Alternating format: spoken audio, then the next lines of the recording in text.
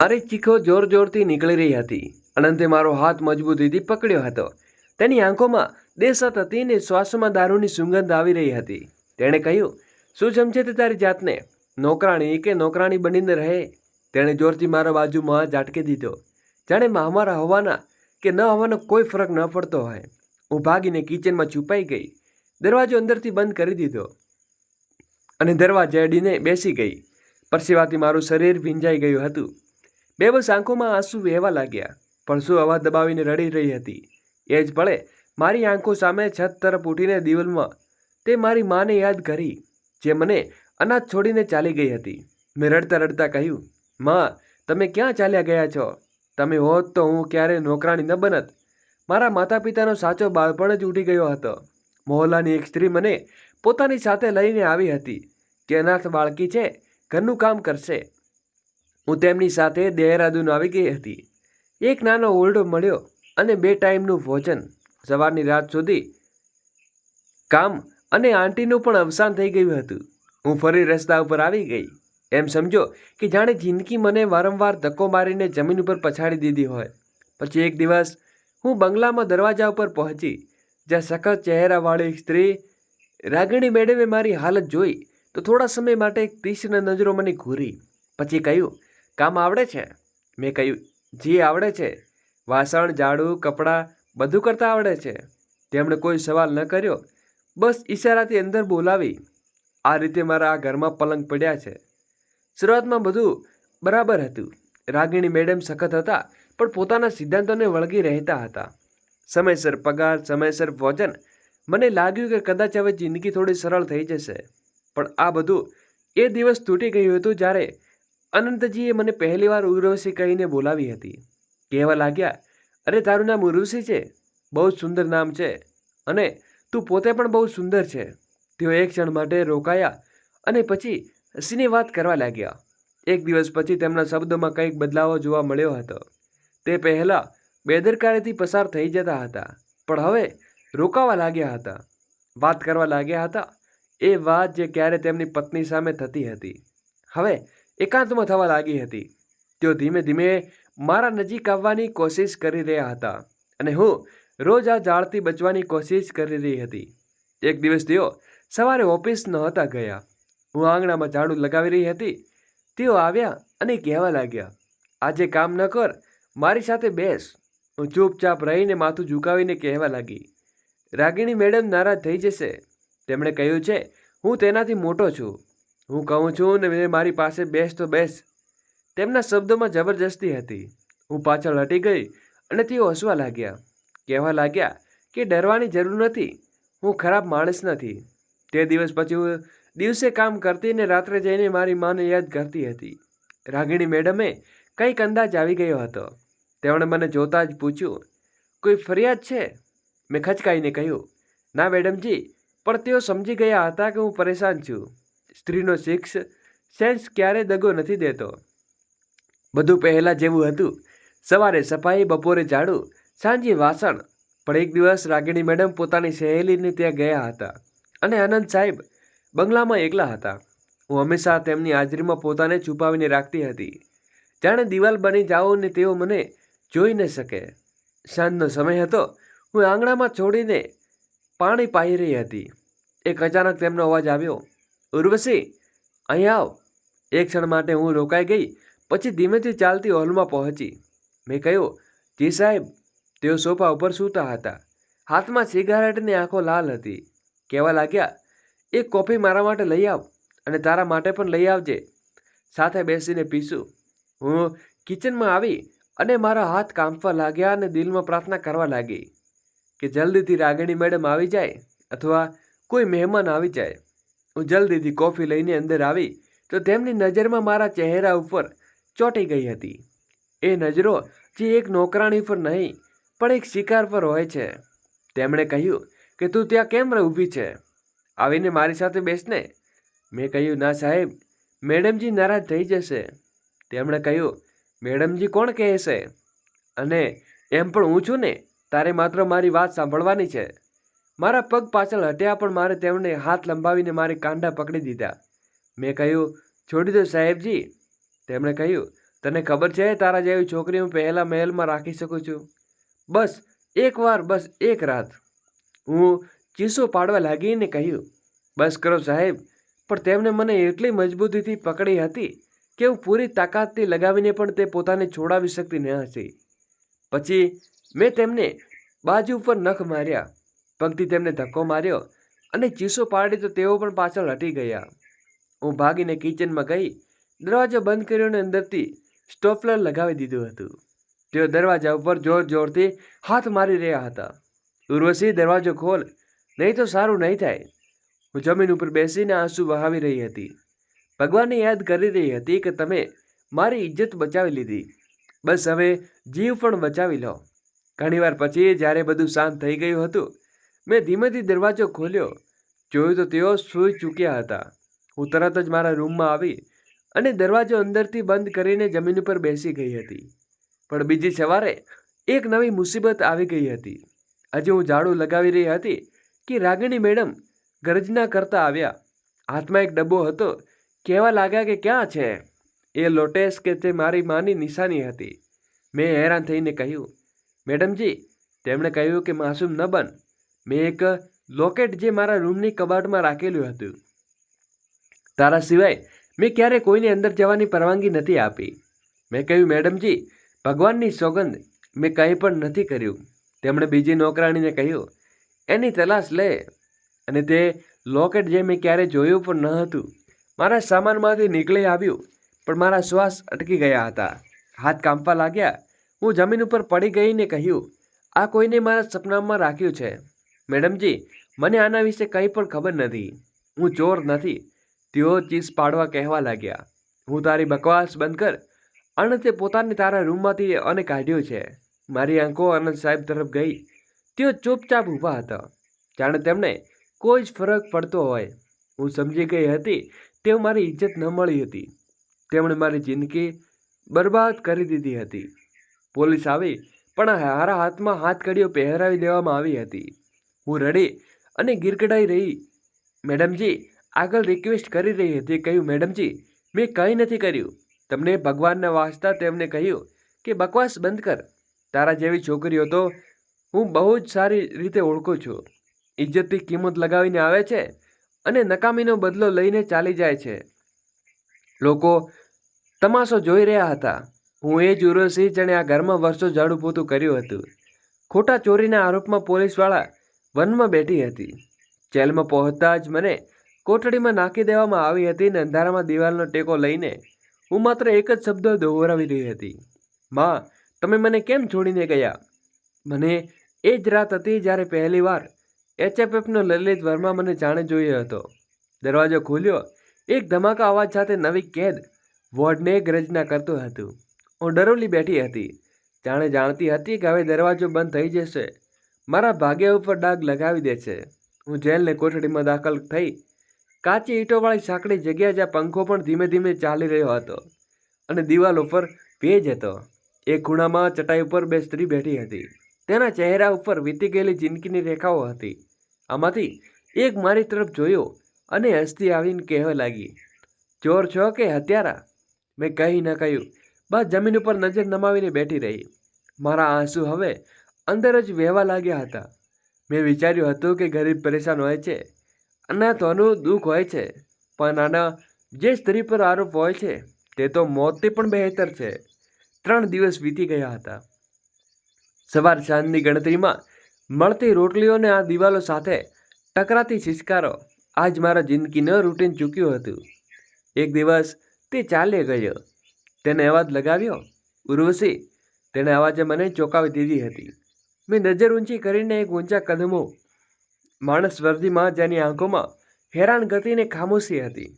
તે HFFનો લલિત વર્મા હતો. તેણે મારો કેસ સાંભળ્યો હતો.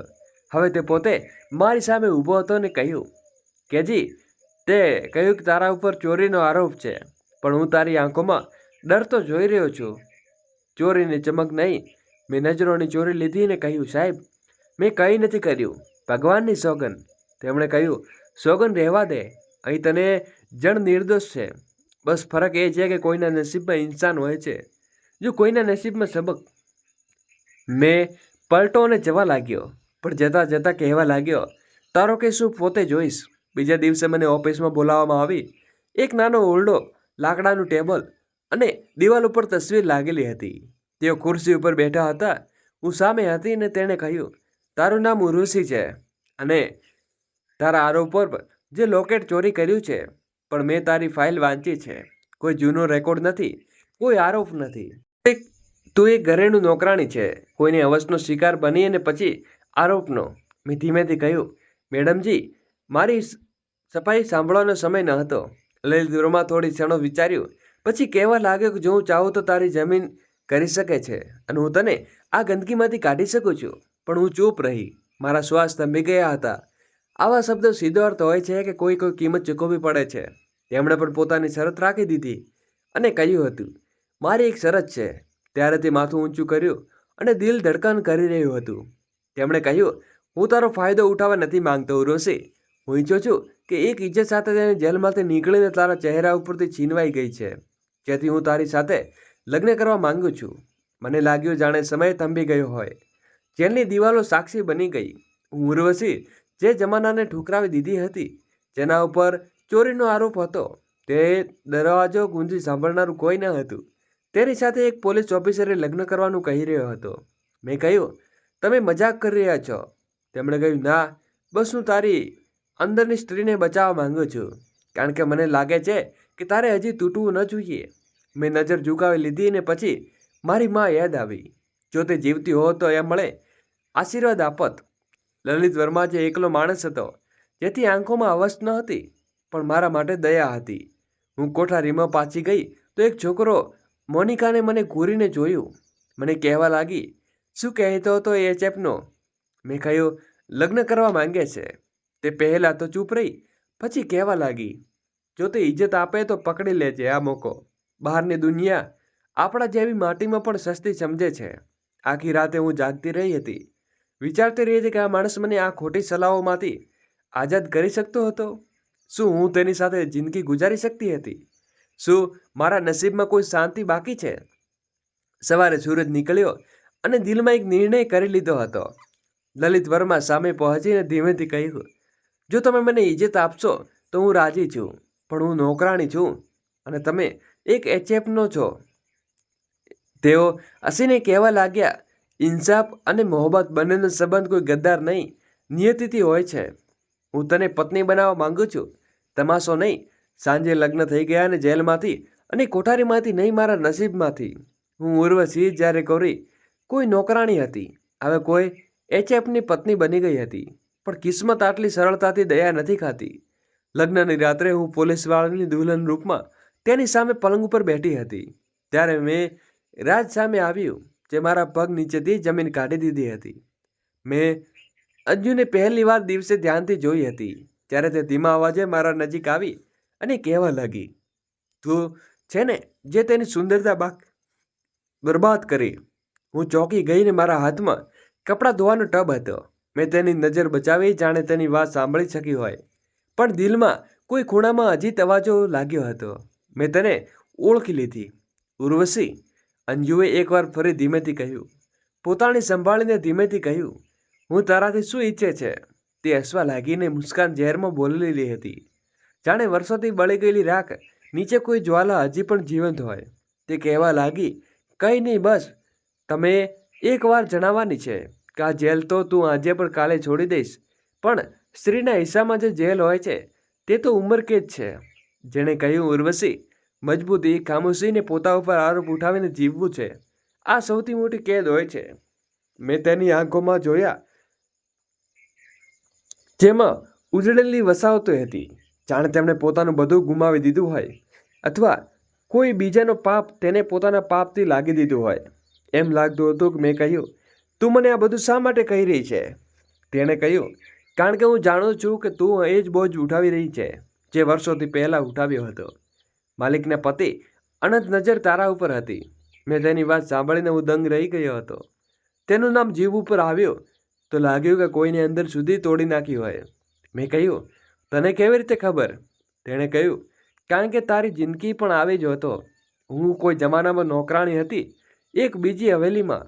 મેં આંખો સામે એક અંદાજ એ જ ચીકણી ચૂપડી હતી અને વાતો અને પછી આરોપ એ બદનામસી હું કહી ન શકી. એની વાત તો સાંભળી મારા ગળું ફસાઈ ચૂક્યું હતું. તેની વાતો મારી કહાની હતી. મેં કહ્યું, પછી શું થયું તારી સાથે? તેણે કહ્યું, હું ભાગી ગઈ. ઇજ્જત બનાવવાની કોશિશ કરી, પણ સમાજનો ઇજ્જતની લાશનો પણ પોસ્ટમોર્ટમ કરે છે. છેવટે હું આ જેલમાં પહોંચી ગઈ.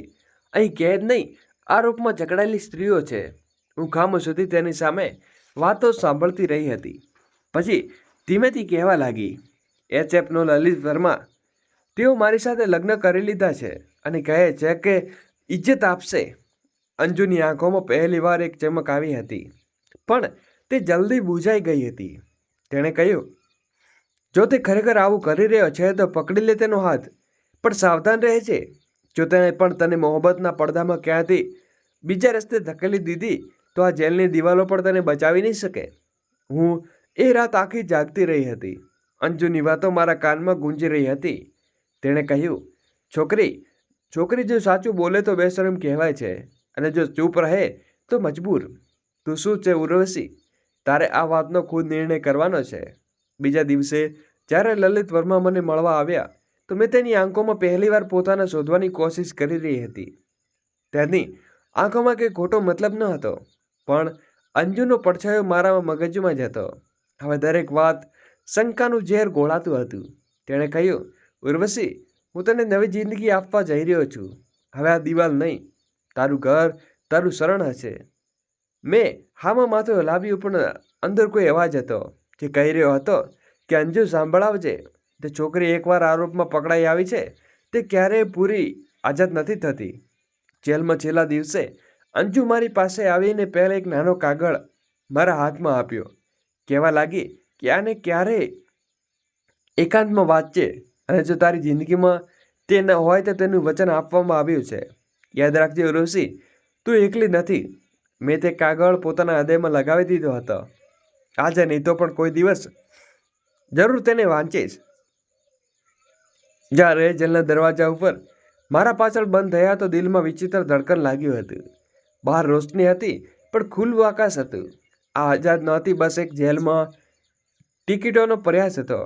બસ એકમાત્ર દિવાલનો હતો. લલિત વર્માને વચન આપ્યું હતું કે ઇજ્જત આપશે. લગ્ન થઈ ચૂક્યા હતા અને મારું નામ તેની સાથે જોડાઈ ચૂક્યું હતું, પણ દિલ હજી પણ વાત ખાલી હતું. જાણે હું કોઈનો પડછાયો બની ગઈ છું. જાણે ન હોઈ શકે અવાજ, ન ઓળખ. ગાડીમાં બેસતા જેણે નરમ શબ્દોમાં કહ્યું, હવે તું મારી પત્ની છે ઉર્વશી. આ બધું નવા રીતે શરૂ કરીશ. મેં બસ બારીમાંથી બહાર જોયું. ચૂપચાપ તેના શબ્દોમાં દિલથી દિમાગમાં ગૂંજી રહ્યા હતા. નવા કેવી રીતે? જેમણે મારા ઉપર ચોરીનો આરોપ લગાવ્યો, મારી જિંદગી બરબાદ કરી. તેમણે મારા ચરિત્રને ઉઠાવી દીધું. તેમના પડછાયા કેવી રીતે પાછળ રહી જશે? લલિત મને પોતાની રીતે એક જૂના બંગલામાં રાખી. શહેરથી થોડે દૂર સુમસાન વિસ્તારમાં. તેણે કહ્યું, આ તારું નવું ઘર છે. અહીં તને કોઈ પરેશાન નહીં કરે. હું રૂમની દિવાલો ઉપર નજર નાખીને દિવાલ જાણે વીતી ગયેલા સમય કંઈક વિશે સમજી હતી. પહેલી વાત લગ્નની રાત્રે હતી. મેં એ રાત તેનો ડર, અર્જુનની વાતો અને મારા અંદર સુધી બેસાડી દીધો હતો. મેં પોતાને અરીસામાં જોયું તો ચહેરો પણ આંખોમાં વિચિત્ર સુમસાની હતી. લલિત વર્મા તે આવ્યો. ધીમેથી દરવાજો બંધ કર્યો અને ખામોશમાં મારા સાથે બેસી ગયો. અને પછી એક ક્ષણ માટે મારો હાથ પકડી લીધો અને કહેવા લાગ્યો, ઉર્વશી, મને ખબર છે કે તું મારા ઉપર વિશ્વાસ નથી કરતી, પણ હું તને વિશ્વાસ અપાવવા માંગુ છું. તારી સાથે બધું જ નથી કરવું જે બીજાએ કર્યું. હું તને સમય આપીશ, જેટલો સમય ઈચ્છે તે એટલો ફાસલો રાખી શકે છે. હું બસ એટલું જ ઈચ્છું છું કે તું મને એક તક આપો. હું કંઈ ન બોલી. તેના શબ્દો તડકા લેવા લાગ્યા હતા. અંધારાની અંદર રોશની નાખવા. અંદરનો અવાજ હજી સુધી નાસ્તો બનાવીને લાવ્યો હતો કે હું હેરાન હતી. હેરાની બનાવેલી ઓમલેટ બળેલી હતી, પણ નિયત સાફ હતી.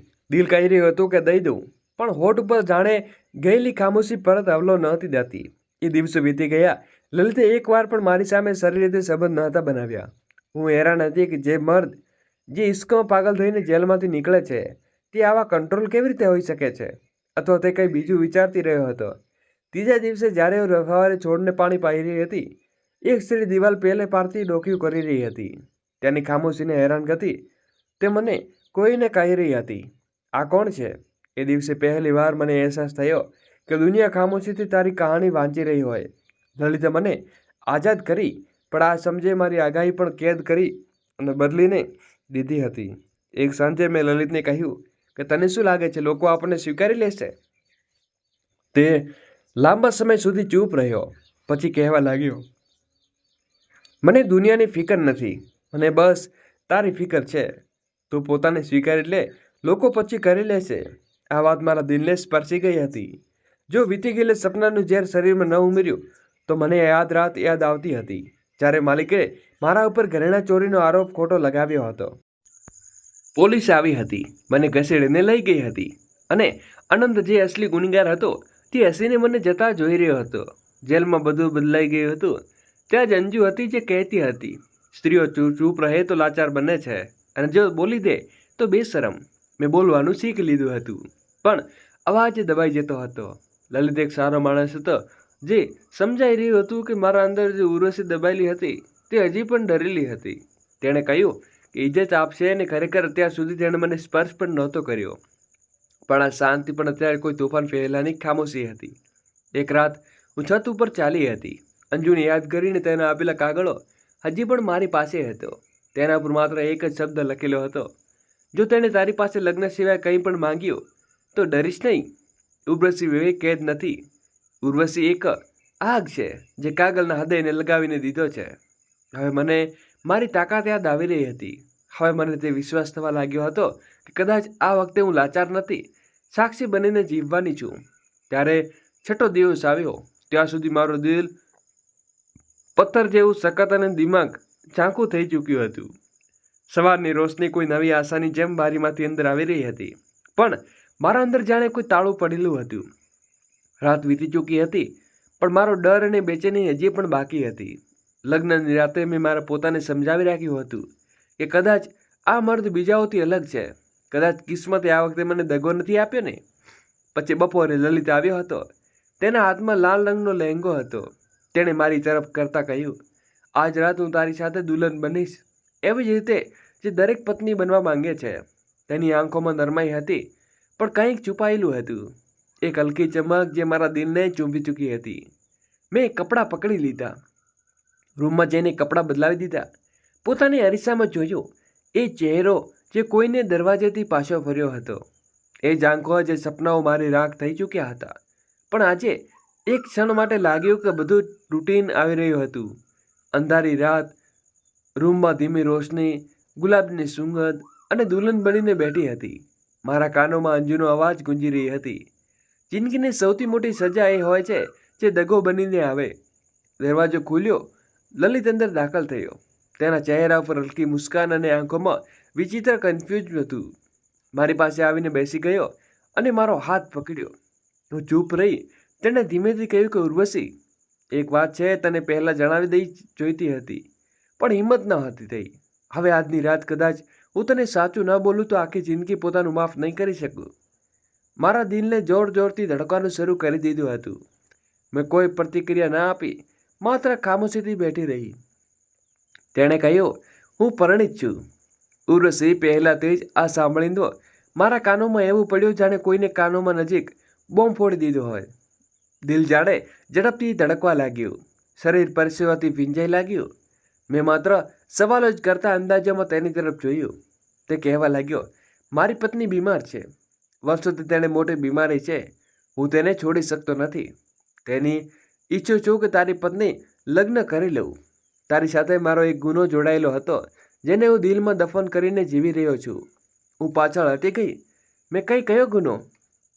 તે પામ પર ઝુકાવીને કહેવા લાગ્યો, અનંત, જેને હું જાણતો હતો. ઉર્વશી, તારા ઉપર જે આરોપ લાગ્યો હતો તે ખોટો હતો અને મને ખબર હતી, પણ હું ચૂપ રહ્યો. કદાચ તે સમયે તારી સુંદરતા જોઈને મેં ખુદને જૂઠું બોલી લીધું હતું. તું નિર્દોષ નથી. પછી જ્યારે તું જેલમાં આવી, તને કોઈ જોઈ તો દિલ માની ગયું કે માત્ર તું લાચાર નથી, તું માસૂમ પણ છે. મારી આંખોમાંથી આંસુ વહેવા લાગ્યા. હું ધીમેથી કહેવા લાગી, આ લગ્ન તે કહેવા લાગ્યો કે આ લગ્ન એક માફી છે. પણ હું સાચું બોલવા આવ્યો છું કે તું ચાહે તો આજે પણ ચાલી જા, હું રોકીશ નહીં. તે માત્ર પોતાને પાપ ધોવા ચાહ્યો, પણ તેમાં મને ઘસેડવા ન હતો માંગતો. તે પોતાને તૂટેલી મહેસૂસ કરી દિલ જાણે કચરી જેમ વિખરાયેલું રહે છે. જે સ્ત્રી સહારો હોય છે તે પણ તાપનો જેમ પડી ગયો હતો. મારી પાસે ન તો કોઈ સંબંધ હતો, ન કોઈ મુકામ. માત્ર એક સાચું હતું, તે મારી રાતને ફરીથી કોઈ અંધારામાં કૂવામાં ફેંકી દીધું હોય. લલિત ચૂપચાપ ઉઠ્યો, રૂમમાંથી નીકળી ગયો. હું આખી રાત ત્યાં જ બેસી રહી હતી, લાલ જોડામાં જેના પર હવે ગુલાબી સુગંધ ન હતી, માત્ર દગાની દુર્ગંધ વસી હતી. આ લગ્ન પણ જૂઠું નીકળ્યું. બસ ફરક એ હતો કે હવે હું એટલી નબળી ન હતી કે ખામોશીથી બધું સહન કરી લેતી. હવે હું જાણી ચૂકી હતી કે જો સ્ત્રી પોતાને બદલવાનું શરૂ કરી દે તો તેની દુનિયા બધી જ લોકો પોતાની હિંમત લાવી શકે છે. રાત વીતી ગઈ હતી અને હું સવારે નવી જંગ સાથે તૈયાર થઈ ચૂકી હતી. લગ્નની રાતનું સત્ય મારા અંદર એક તોફાન છોડી ગયું હતું. લલિતના શબ્દો વારંવાર મારા દિલમાં અને દિમાગમાં ગૂંજી રહ્યા હતા. આ લગ્ન મારા માટે એક માફી છે, પણ હું તેને છોડવા માટે તૈયાર છું. બીજી સવારે બધું બદલાઈ ચૂક્યું હતું. દરવાજો બંધ હતો, બારીઓ પર સળિયા લાગી ચૂક્યા હતા. રૂમ કોઈ દેખાદાખી ઓછો ન હતો. મેં દરવાજો ખોલવા ચાહ્યો તો બહારથી તાળું લાગેલું હતું. ગભરાઈને દરવાજો પીટવાનું શરૂ કર્યું. ચીસો પાડી પણ કોઈ જવાબ ન આવ્યો. ઘણા કલાકો પછી દરવાજો ખુલ્યો. લલિત અંદર આવ્યો. તેના હાથમાં એક નાસ્તો હતો, પણ ચહેરા ઉપર એક જ નરમાઈ હતી. તેની આંખોમાં કંઈક બીજું હતું, જાણે અંદરનો મર્દ બહાર નીકળી આવ્યો હોય. મેં રડતા રડતા કહ્યું, આ શું કરી રહ્યા છો? લગ્ન કર્યા હતા કે કેદ કેમ કરી? તે હસ્યો અને તે હસી એવી જાણી કોઈ જંગલની હોય. તેણે કહ્યું, આને લગ્ન સમજ્યા ઉર્સી.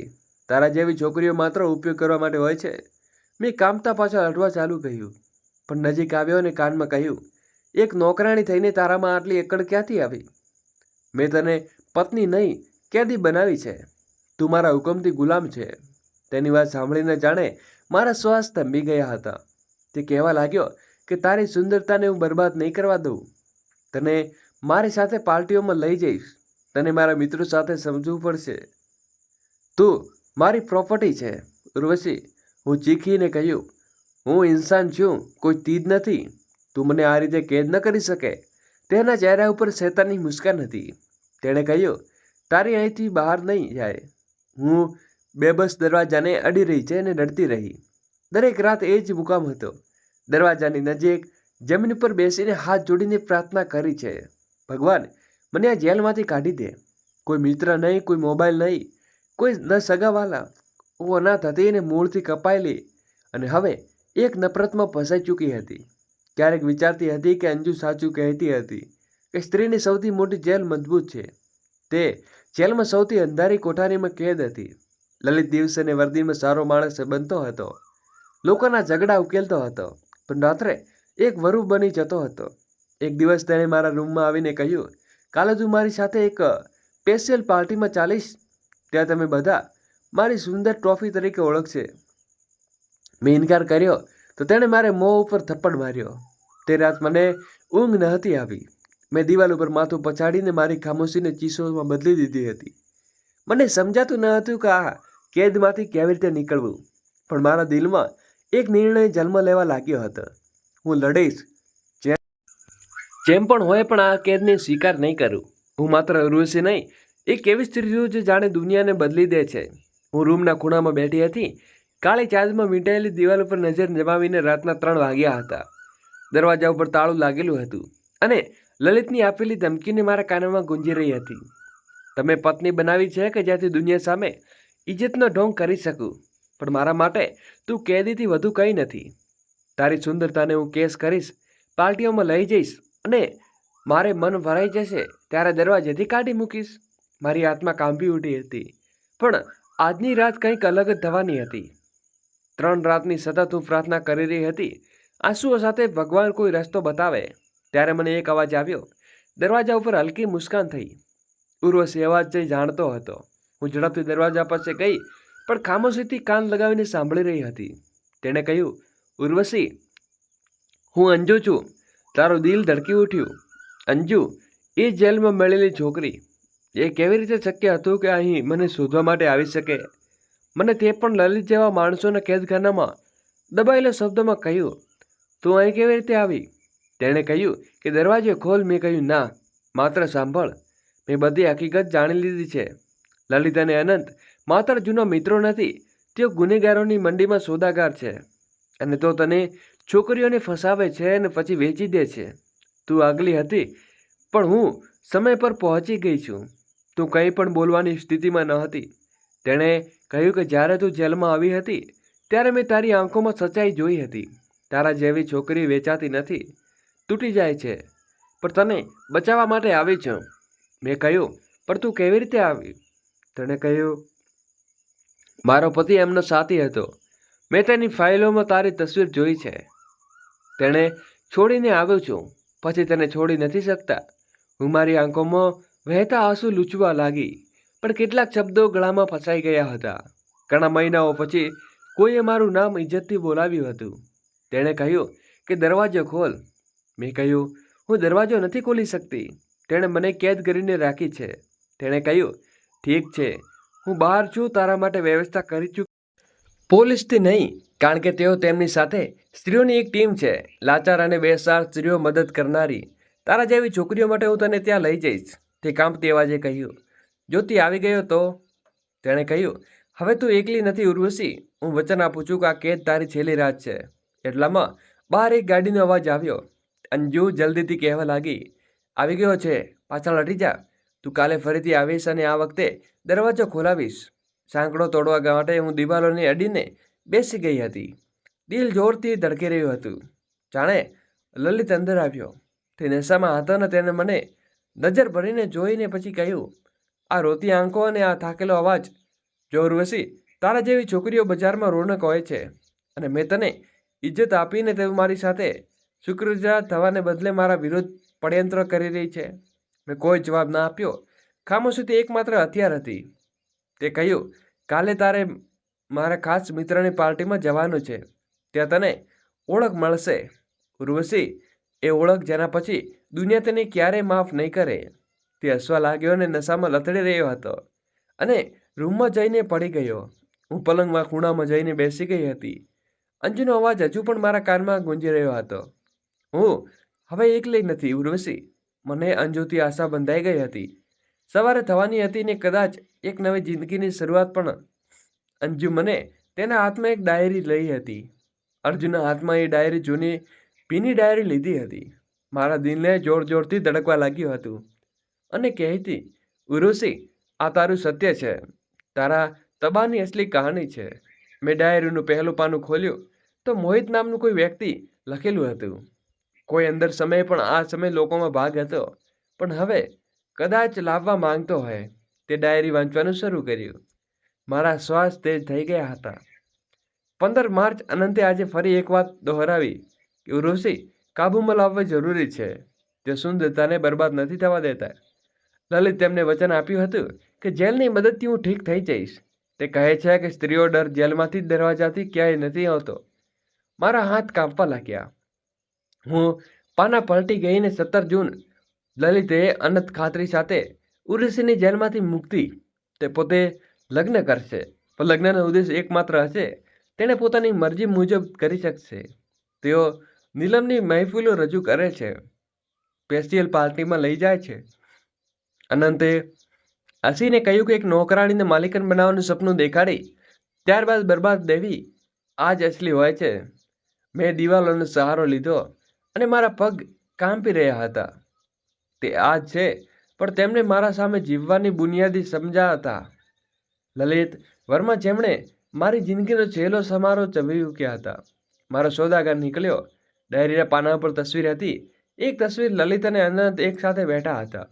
મારા નશામાં પોતે હસીને રહ્યા હતા. તેમની વચ્ચે મારો ચહેરો કાપીને ચોકીદાર દેવામાં આવ્યો હતો. મેં ચીસ પાડીને ડાયરી નીચે ફેંકી દીધી હતી. અંજુએ મને સ્વીકારીને કહેવા લાગી, શરૂઆતમાં ઉર્વશી, આ ખેલ પડદા ઊંચા થવાના બાકી છે. મેં તેને ગળે લગાવી લીધી હતી. મારી આંખોમાં આંસુ રોકાવાનું નામ નહોતું લઈ રહ્યું. મને દરેક ક્ષણે મારી બેસણીનો બોજ મહેસૂસ થઈ રહ્યો હતો અને ડાયરી સુરક્ષિત રાખી લીધી હતી. અંજુએ કહ્યું, ઉર્વશી, હવે આપણી પાસે હથિયાર છે. હવે તારે એક બળવા બનવું પડશે. લાચાર નહીં, હવે તો ઇન્સાની જગમાં ચહેરો બનીશ. મેં તને હિંમત માથું ટલાવ્યું, અને ઉર્વશી એ જ નોકરાણી ન હતી જે અનંતની નજરોમાં બચતી હતી.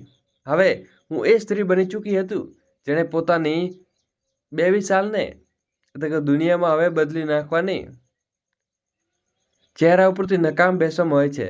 દુનિયાને તેમની અસલી રૂપ બતાવવાનો અને તેમની પહેલી ઈંટ અને ડાયરી હતી જે હવે મારા દિલની સામે મારા હાથમાં હતી. અદાલતમાં સત્યનો સામનો અદાલતની સીડીઓ પર ચડતી વખતે મારા પગ ભારે થઈ ગયા હતા, પણ દિલ મજબૂત હતું.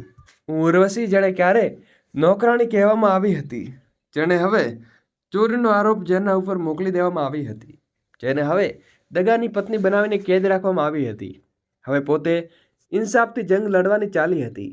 મારી સાથે અંજુ પણ હતી, એ જે જેલમાં કમોની ગવાહી બની રહી હતી, જેણે મોહિતને ડાયરી મારા હવાલે કરી દીધા હતી, જે ડાયરીઓ મારી આંખોમાં ખોલી દીધી હતી. લલિત અને અનંત, દરેક પ્લાન, દરેક મુકાબલો અને દરેક ખોટો નિર્ણય આ ડાયરીમાંથી દરેક પાના ઉપર લીધેલું હતું. 7માં અમે દાખલ થયા તો પગમાં એક કોન્ફિડન્સ હતો, પણ નજરમાં એક નિર્ણય હતો. અનંત અને લલિત સાફ રીતે તેમના વકીલોની ફાઇલો, તકાત, દોલત અને શિકાયત છુપાયેલી હતી, પણ મારા હાથમાં માત્ર સત્ય હતું. જજ સાહેબે જ્યારે મારું નામ બોલવાનું થયું તો સન્નાટો છવાઈ ગયો હતો. મેં ભગાઈ માટે કટગળા ઘરમાં પગ મૂક્યો. તેમણે કહ્યું, છો મિસ ઉર્વશી. મેં મારી આંખો બંધ કરી લીધી હતી અને મારી માને યાદ કરવા લાગી હતી, કહેવા લાગી હતી. મારી કહાણીની શરૂઆતમાં એક યાના કપતી થઈ હતી. જ્યારે માલિકાન પતિને પહેલી વાર મને ખોટી નજરથી જોઈ હતી, એ દિવસે હું ચૂપ રહીને એ જ ખામોશી આજે મને મારા અદાલતમાં લઈ આવી હતી. મેં દરેક સત્ય બયાન કર્યું. નોકરીનો દોર, ખોટો આરોપ, જેલ, લલિત સાથે લગ્ન, શરત, લગ્નની રાતનું સત્ય, અનંતની સાજીદા અને મોહતીની ડાયરી. અદાલતમાં દરેક જણ જાણે જંગ જારી રહ્યો હોય, માત્ર નિકામની ચલમ ચાલી રહી. પછી તેણે મને આ બધું કહ્યું. તેને જેલમાં જોયું તો બધું સાંભળ્યું, કે તેને મહેસૂસ કર્યું કે ચીખી, જજ સાહેબ, સ્ત્રી હોવું કોઈ ગુનો નથી. ઉર્વશીએ માત્ર એક સુંદર શરીર સમજાવવા લાવી હતી કે ન ઇન્સાન. જ્યારે ડાયરી અદાલતમાં રજૂ કરી તો તેમાં વકીલ નકલી સાબિત કરી દીધી હતી. જોકે કહ્યું છે કે બધું જૂઠ છે, પણ પાયલ વિહોણા, મેં તને ચીખો યાત્રા આવવાનું વચન આપ્યું હતું. તો કદાચ અદાલતમાં માત્ર તાકાત લોકો માટે જવાની લાચાર બની અને બેસાર લોકો માટે નહીં. બદલામાં સાક્ષીએ મને આશાની તેજ રેડી હતી કે જે સ્ત્રી માલિકન ઘરમાં નોકરાણી કરતી હતી, તે અદાલતમાં પણ આવી બયાન બનાવીને કરી નાખ્યું હશે. હવે માત્ર સતત આનંદ અંબાણી શરીર ઇન્સાફ છે. બીજો ગવાહ તેને વિડીયોમાં જ અસ્તિત્વમાં કાઢવામાં મળશે હતી. લાગ્યો ચક, મેં કંઈ નથી કર્યું. મેં કંઈ ડાયરી કે ન વિડીયો. મારી સપનોમાં ભેજ હતી, પણ હારને માની જજ સાહેબે તે મુલતવી રાખ્યો હતો અને આગામી તારીખ આપી દીધી હતી. અદાલતમાં તે નોકરાણી વખતે લલિતે ધીમેથી કહ્યું, આ અદાલત પણ અમારી જ ખિસ્સામાં છે. ઉર્વશી, તારી કહાણી હવે પૂરી થવાની છે. હું રોકાઈ ગઈને તેની આંખોમાં આંસુ નાખીને કહેવા લાગી, કહાણી પૂરી નથી થતી લલિત, તે માત્ર બદલાઈ જાય છે. મારી કહાની હજી બાકી છે. હું જ્યારે અદાલતમાં દાખલ થઈ તો મારું દિલ ધડકી રહ્યું હતું, જાણે પગને જમીન ઉપર મારા પગ નીચેથી જમીન સરકી રહ્યો હોય. તેણે રોકવા ન હતી. 5 વર્ષની બેજતી, દગો અને જખમ જેણે પોતે મલમ લગાવ્યો હતો. આજે બધાને હિસાબ લેવાનો હતો. મેં ગવાહી આપી. અનંત અને મનિતા ચહેરા ઉપર એક કોન્ફિડન્સ હતો. તેણે કાયદો તેનું કંઈ બગાડી ન શકે. અદાલતમાં જેમ જેમ કાર્યવાહી આગળ વધી, ગવાહનો બયાન બદલાવા લાગ્યા. અંજુ અદાલતમાં હાજર થાય તેની આંખોમાં વારંવાર મારી તરફ ઉઠીને રહી હતી, મને હિંમત આપી રહી હતી. હું જોઈ રહી હતી કે ગવાહ કાલ સુધી સાચું બોલવામાં લાચાર હતો, અને આજે નજર ઝુકાવીને બેસી ગયો છે. તારા દિલમાં ઘણા સવાલો અને ડર પેદા થવા લાગ્યો હતો. કદાચ તે પણ મારા ડરને આવીને ફરીથી પૂરો થવા નજીક પહોંચી રહ્યો હતો. જજ સાહેબે નિર્ણય કરવા જઈ રહ્યા હતા કે અચાનક દરવાજો ખુલ્યો અને મોહિત દરવાજામાં દાખલ થયો. ત્યારે બધા નજર તેના ઉપર હતી. તે થાકેલો લાગી રહ્યો હતો, પણ તેની આંખોમાં એક અલગ જ સત્ય રોશની હતી. તે સત્યની રોશની જેણે ઇજ્જત કહેવા પર તેને ગવાહી આપવાનું શરૂ કર્યું. તેણે જણાવ્યું કે મારું નામ મોહિત છે, હું વર્ષોથી લલિતાનો મિત્ર છું, પણ તેના સિક્રેટ વિશે હું જાણું છું. પણ આજે હું ઉર્વશી સાથે થયેલો અન્યાયનું સત્ય અલ્લાદને નાતે આપવામાં આવ્યો માંગુ છું. જેની વાતો સાંભળીને જ્યારે મને અદાલતમાં સન્નાટો છવાઈ ગયો, ત્યારે મોટો ભાગે જણાવ્યું હતું કે આ રીતે ઉર્વશી પહેલાં તેને ભરમાવી હતી, પછી તેને જબરજસ્તી કરવાનો પ્રયાસ કર્યો હતો. તેની સુંદરતાનો ફાયદો ઉઠાવીને તેની સાથે આરોપ લગાવી દીધો હતો અને પછી જેલમાંથી નાખી દીધી હતી. લલિતે તેને લગ્નનું બહાનું આપીને પોતાની સાથે બોલાવી લીધો હતો અને લલિત વર્માને નકશીદાર વાત કરી રહ્યા હતા. તેને શબ્દો કંઈક આવા જ હતા કે છોકરી બહુ સુંદર છે, એક રાતમાં લગભગ 2-3 લાખની ઓછું નથી કમાશે. તેની વાતો સાંભળીને મને લાગ્યું કે મારી આત્મા ઉપર કોઈક રીતે ચાકુ મારી દીધો. પણ દિલને આ વાતનો શકૂન હતો કે સત્ય સામે હતું. પછી મોહિતે ડાયરી અદાલત સામે રજૂ કરી. અંજુએ મને આપી હતી, જે ગંભીર અંદાજમાં ડાયરી ખોલી તેના પાના પકડવા લાગ્યા. અદાલતમાં ચહેરો ગંભીર થયો અને એક લલિતના ચહેરા ઉપર પરેશાની સ્પષ્ટ દેખાઈ રહી હતી. આ સમયે રાગિણી મેડમ પણ અદાલતમાં હાજર હતા. તેમના ચહેરા ઉપર અંજુ ધીમે ધીમે મારી પાસે આવીને બહુ ધીમા અવાજમાં કહેવા લાગી, ઉર્વશી, મેં તારા ઉપર અત્યાચાર કર્યો.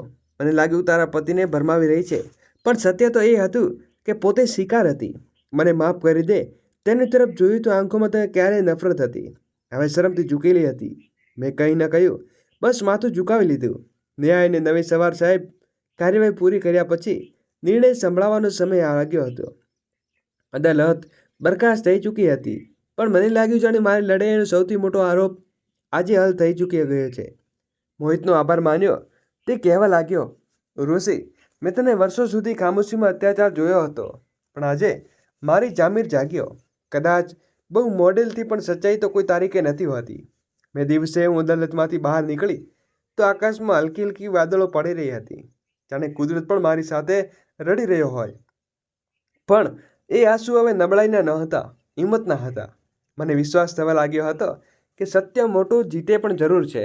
હાલમાં તે ઇન્સાફી ઘડી પણ આવી પહોંચી હતી, જેનું મેં ક્યારેય સપનું પણ નહોતું જોયું. હું ઉર્વશી, જે કાલ સુધી જેલના સળિયામાં નિર્દોષતાથી પુરાવા શોધતી હતી, આજે અદાલતમાં માથું ઊંચું કરીને ઊભી હતી. મારી ચીસો, મારી પ્રાર્થના, મારી ખામોશીઓ, બધું જાણે વખતે સાંભળી લીધું હતું. જજ સાહેબે નિર્ણય સંભળાવ્યો તો મુજરી લલિતની વર્દીમાં અને ડ્યુટીમાં ગેરકાયદેસર તાકાતનો ઉપયોગ કરી અને સ્ત્રીઓની ઇજ્જતને ખરાબ કરવા ગુનામાં નોકરીમાંથી કાઢી નાખવામાં આવે છે. અને પછી મુજરી અનંતને 7 વર્ષની કેદની સજા સંભળાવવામાં આવે છે. મારી આંખો ઝૂકી ગઈ હતી, પણ દિલમાં એક અજાણી લહેર જીત મહેસૂસ થઈ ગઈ હતી, જાણે કોઈને બે ઘરની આકાશનો એક ટુકડો મળી ગયો હોય. મને વિશ્વાસ નહોતો આવી રહ્યો કે દિવસ આવી ગયો છે કે જ્યારે મારા જખમોને ગવાહી ખુદ અદાલત આપી રહી હતી. દોસ્તો, આગળ વિડીયો શરૂ કરીએ એની પહેલાં વિડીયોને લાઇક કરી અને મારી નાનકડી ચેનલને સબસ્ક્રાઇબ કરવાનું ભૂલશો નહીં. આ નિર્ણય પછી મીડિયાનું ધ્યાન મારા ઉપર આવી ગયું હતું. રિપોર્ટ્સ અને ઇન્સાફી અવાજ મજબૂત સ્ત્રીની જીત અને ઇન્સાફી વિરુદ્ધ બગાવત જેવા શબ્દો આપવાતા હતા. સરકાર તરફથી મને એક ફ્લેટ આપવામાં આવ્યો હતો, નોકરીને ઇજ્જત આપવામાં આવી હતી અને નોકરી કબૂલી લીધી હતી, જેથી બીજી સ્ત્રીઓ પણ અવાજ સાંભળ્યું હતું. મારા હાથોમાં હવે માત્ર રોટલી નહીં, કલમ નથી, જેને ક્યારેય અભણ સમજવામાં આવતી હતી, જ્યારે અવાજનું હથિયાર બની ચૂકી હતી. પણ હવે આ બધું પામીને પણ મારા દિલમાં એક ખૂણો ખાલી રહી ગયો હતો. દરેક શાબાશી, દરેક દિવાલ, દરેક તસવીર પછી દિલમાં દરેક ખામોમાં ચીસકી ઉઠતી હતી. કોઈ પૂછે કે હવે કેવું મહેસૂસ થાય છે, તો બસ હસી દેતી હતી. દિલ ચીખીને કહે છે કે તેમને સજા મળે છે, કદાચ 7 વર્ષ પછી જેલમાંથી નીકળી આવશે. પણ હું જે દિલમાં કેદ છું, જે મારી વાતો કોણ પાછી લાવશે? હું ક્યારેય બંધ દરવાજાની બેસીને મારી ચીસો દબાવતી હતી, ત્યારે પલંગ પર બેસીને પતિનો ચહેરો નહીં, દગો જોતી હતી. ત્યારે અંજુના આંસુ પણ મને જગાડી દેતા હતા. અને હું પોતે વેચનારી સ્ત્રી નહીં, પણ વેચાયેલા સપનાઓને હકીકત સમજતી હતી. અનંત અને લલિત જેવા લોકો જેલના સળિયા પાછળ હતા, પણ મારા દિલને જેમ એક દિન બેચેન થતી હતી. દરેક એક કહેવાય, દરેક રાત એક સજા. મને રાગિણી મેડમ એક દિવસ મને મળવા માટે આવી ગઈ હતી. તે સ્ત્રી જેણે મારા ઉપર ચોરીનો આરોપ ખોટો લગાવી દીધો હતો. મારી દુનિયા ઉજ્જડ હતી અને કરી દીધી. તેમની આંખોમાં શરમજનક ભાવ હતો, હાથ જોડાયેલો હતો અને ચહેરા ઉપર કરચલીઓ હતી. તે કહેવા લાગી, એ ઉર્વશી, હું માં છું ને આજે સમજી શકું છું કે સ્ત્રી માટે બાળકો જ નથી જન્મતી, ક્યારે જખમ પણ જન્મે છે. હું ચૂપ રહી. બસ એટલું જ કહ્યું કે મેડમજી, ભગવાન સાક્ષી છે, મને તમારું ખરાબ નહોતું પૂછ્યું, પણ તમે મને એટલી નીચી નજરોથી જોઈ હતી કે મારા માટે ખુદ પર વિશ્વાસ કરવો ખતમ થઈ ગયો હતો. તે રડી રહી હતી અને પૂછી ચૂપચાપ પાછી ફરી ગઈ હતી. હવે પોતાને બદલો લીધો હતો. હવે કોઈ સહેલીઓ ફતી આંખ મારે તો મારાથી સલાહ લે છે. કોઈ નોકરી નામે ગભરાઈ જાય તો મારી કહાની સાંભળીને હિંમત પકડી લે છે. હું ચાહું તો ગલી ગલીમાં જેવા દરિંદોને બેખામ કરીને પકડી લઉં છું. મારો જંગ હવે માત્ર વ્યક્તિગત નથી રહ્યો. ઘણા વર્ષો વીતી ચૂક્યા છે. અંજુ હવે મારી સૌથી મોટી સાથી છે. અમે મળીને એક હોસ્ટેલ ચલાવી રહ્યા છીએ, જ્યાં એવી છોકરીઓ રહે છે જેમણે સમજવામાં ઇજ્જતમાં કાબેલ અને સમજવામાં આવી છે. પણ તે શીખવા છીએ કે ઇજ્જત મારા શ્વાસમાં છે, તારી આંખોમાં છે ને તારા શબ્દોમાં છે. મેં ક્યારે રાતના સમયે જ્યારે બધા સૂઈ જાય છે, હું છત ઉપર જઈને આકાશને જોઉં છું. વિચારું છું કે મારા જેવી લાખો ઉર્વશી પણ ક્યારે પૂરી રીતે ઇન્સાફ મળશે. હું આપણને માત્ર સમાચારોથી જ નહીં, હેડલાઇન્સથી પણ જીવંત રાખું છું. શું એ છોકરી છે જે આજે મને કોઈ લલિત સાથે લગ્નમાં છે? શું તેને ક્યારે મને કેદમાંથી બહાર કાઢી શકશે? શું કોઈ તેમને પણ સત્ય બોલશે? હું જાણું છું કે દરેક વાર્તાને સુખદ અંત નથી મળતો, અને ન તો દરેક સ્ત્રીને નસીબમાં ન્યાય આવે છે કે મારી એક સચ્ચાઈ કોઈ એક સ્ત્રીને બચાવી લે તો કદાચ મારી ચીસો નકામી થઈ જાય છે. હું ઉર્વશી જે નોકરાણી હતી પણ આજે સલામત છું. તે બેબસ હતી પણ આજે સહારો છે. તે વેચાઈ ગઈ હતી પણ હવે કોઈની કિંમત નથી માંગતી. અને હા, હવે કોઈ પુરુષની નજરમાં નહીં, માત્ર ભગવાનની નજરમાં જીવું છું. કદાચ કે હવે મારા ચરિત્રની સાક્ષી છે, જે દિલનો હાલ જાણે છે. પણ હવે મુકામ સુધી પહોંચવાનો સફર કોઈ આસાન ન હતો.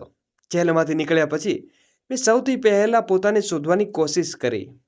મારું બધું લૂંટાઈ ગયું હતું, પણ હું, મારી વિચારસરણી, મારી મહેનત અને મારા શ્વાસ હજુ પણ બાકી હતા. મારો એક વકીલ હતો જે મારો કેસ લડી રહ્યો હતો. દરેક પગલે મારો સહારો પરતે બન્યો હતો. તેણે મારા પ્રત્યે ન તો સહાનુભૂતિ દાખવી, ન દયા ખાધી. બસ એક જ ઇન્સાફ સમજી અને મારા માટે દરેક પૂરતું હતું. તે વકીલ સૌરભને કહ્યું કે મને કોઈ ભીખ નથી જોઈતી, મને તક જોઈએ છે. અને તમે હસીને કહ્યું, તો પછી સહેલું કહ્યું કે તારું શિક્ષણ પૂરું કર. તારું શિક્ષણ માત્ર 8મા ધોરણ સુધી જ હતું. નોકરી અને જમાનાની ઠોકરો ગરીબોની મારી કોપી પેન્સિલ છીનવી લીધી હતી. પણ મારા દિલમાં હંમેશા ચાહના હતી કે મારું શિક્ષણ ઇજ્જત કમાવા માટે આવે છે. સૌરભે મને એક સ્પેશિયલ વુમન એજ્યુકેશન સ્કીમમાં રજીસ્ટર કરાવી દીધી હતી. તે દિવસે રાત મહેનત કરીને ફાઇલ, હાઈસ્કૂલ, મને ઇન્ટરનેટ, પછી ગ્રેજ્યુએશન ને પછી લીગલ આસિસ્ટન્ટનો કોર્સ પૂરો કર્યો. સમય સાથે મેં શીખ્યું કે ઇજ્જત એ જ છે જે પોતાના હાથમાંથી કમાણીની હોય છે, અને શિક્ષણ એ જ છે જે ખુદારી આપે છે. મારા હાથોને જ્યારે જાડું પકડાયું હતું ત્યારે મને કદાચ કાયદાની ફાઇલો પકડી હોત તો દિવસ સૌરભે ધીમેથી કહ્યું, ઉર્વશી, હવે તું મુકામ ઉપર જઈ જ્યાં કોઈને નામથી જરૂર નથી. પણ હવે હું કહું છું કે મને તારા નામની જિંદગી જીવવાની ઈચ્છા છે. તો શું તું ઇનકાર કરીશ? મેં તને ધ્યાનથી જોયો ને આ વિશે પુરુષ હતો જે મને એ સમય ઇન્સાફ સમજી રહી હતો. જ્યારે આખી દુનિયા મારા વિરુદ્ધ હતી, મેં તેની આંખોમાં જોઈને કહ્યું હતું, તમે જે હકીકત છો તેવું મને મારા મુકાદને જીત્યો હતો. અને મારો દિલ પણ. અમારા લગ્ન નાના હતા પણ ખૂબ ખાસ હતા. તેમાં કોઈ દહેજ, કોઈ વિધિ ન હતી, કોઈ દેખાડો, માત્ર બે જ ઇન્સાફ જેમણે એકબીજાને સપનાઓમાં સ્વીકાર કરી લીધા હતા. આજે હું એક NGO ચલાવું છું જ્યાં એવી છોકરીઓ ચાલે છે જેમણે સમાજે તોડી છે, પણ જેમને હું કહું છું કે જો ઉર્વશી જીતી શકે છે તો તમે કેમ ન જીતી? હું સ્ત્રીઓને કાનૂન કાયદા આપું છું અને તેને પોતાના ઉપર વિશ્વાસ અપાવું છું. બતાવું છું કે શરીર વેચવાથી નથી પણ સમજદારીથી શીખવાની જિંદગી બદલાય છે. ઘણીવાર મને પૂછવામાં આવે છે કે ઉર્વશી, તારી સાથે જે કંઈ થયું હતું શું તું ભૂલી ગયો છો? હું કહું છું કે જખમોને ક્યારેય ભૂલાવી શકાતા નથી, તેમને સહન કરવા પડે છે. હું ભૂલી નથી કે મારી હવે જખમો મારી તાકાત બનાવી ચૂકી છું. અને હા, અંદરથી નોકરાણી આજે પણ જીવન છે, જે દરેક અત્યાચાર સુધી સહન કરતી હતી પણ હાર માનતી ન હતી. આજે તે સ્ત્રી ઇન્સાફ વહેંચે છે. હું ઉર્વશી છું, કોઈના ઘરની નોકરાણી, કોઈ પોલીસ સ્ટેશને કેદી કે કોઈ પલંગ ઉપર વેચનારી ષડયંત્રનો શિકાર. પણ આજે હું મારી ઇજ્જતથી રક્ષા કરવાની ખુદ છું. મારા કલમની વારસા પછી મારી કહાણી પૂરી નથી થતી. આ તો હજી શરૂ થઈ છે. બાકી એ છોકરીઓ સાથે હજી પણ મારા જેવી જિંદગીની જંગ લડી રહી છે, પણ હું તને બચાવવાની દરેક રીતે કોશિશ કરું છું. દોસ્તો, ઉમ્મીદ કરું છું કે તમને અમારી આ કહાની પસંદ આવી હશે. જો કહાની પસંદ આવી હોય તો પ્લીઝ વિડીયોને લાઈક કરો, ચેનલને સબસ્ક્રાઈબ કરો છો અને હા, નોટિફિકેશન બેલને જરૂરથી ઓન કરી દેજો જેથી આગલું અપડેટ સૌથી પહેલાં તમને મળે. જય શ્રી કૃષ્ણ, રાધે રાધે. ફરી મળીશું નવા વિડીયો સાથે. ત્યાં સુધી બધાને જય શ્રી કૃષ્ણ.